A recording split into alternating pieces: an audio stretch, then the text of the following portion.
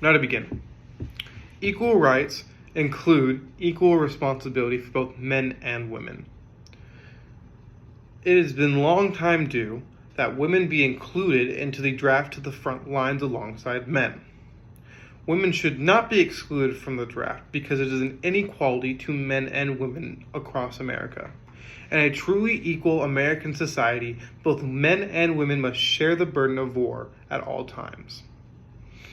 In this speech, I will use numerous articles as to inform the audience as to why women should be drafted to the front lines alongside men instead of just participating in duty roles such as medical, office, and factory jobs, where any gender could do that regardless of your capabilities of strength. In this speech, I will first discuss why women are not better caregivers than men. It is a common misconception that women need to stay home in order to take care of children.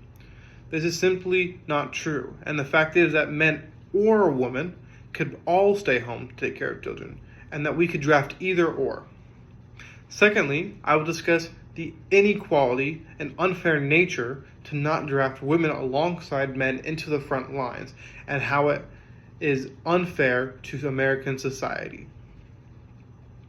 Women are not better caregivers than men.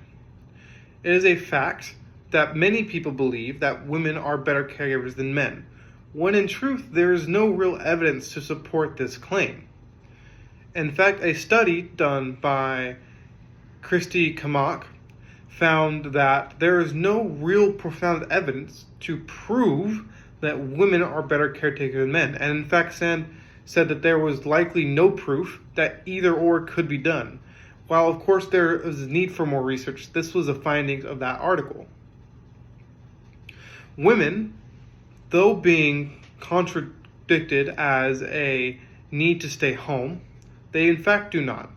But simply drafting them is more about just women not needing to take care of the children at home, and that men can do the same. It's also about the fair and equal rights of men and women across America.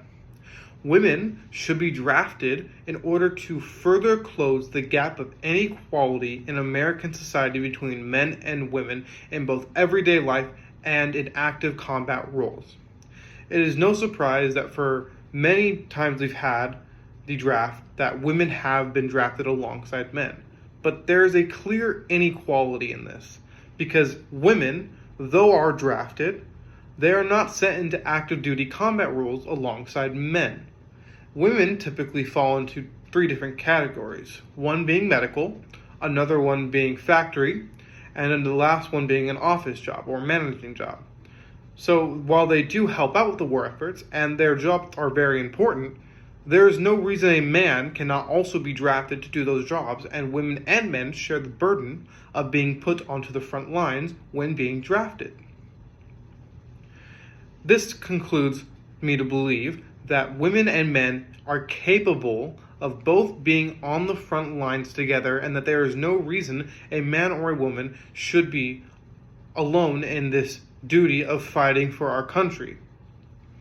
Now that we've looked through both caregiving roles and equal rights roles, we can now look towards our conclusion, which helps us to confirm our findings. In my conclusion, I have gone over 1. Caregivers and how women and men are not better caregivers for children compared to each other, and that either or could do the job, so it'd be inconsistent to believe that women can't be drafted into active duty or really generally drafted into the military efforts in order to help the U.S. win the wars so they can take care of children, when both men and women can do so.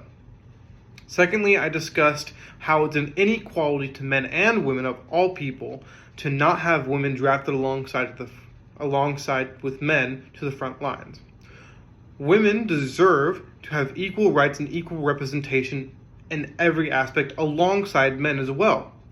In fact, not having women in the draft to the front lines is a discriminatory decision that negatively impacts women by not allowing them to have true equality like many women fight for.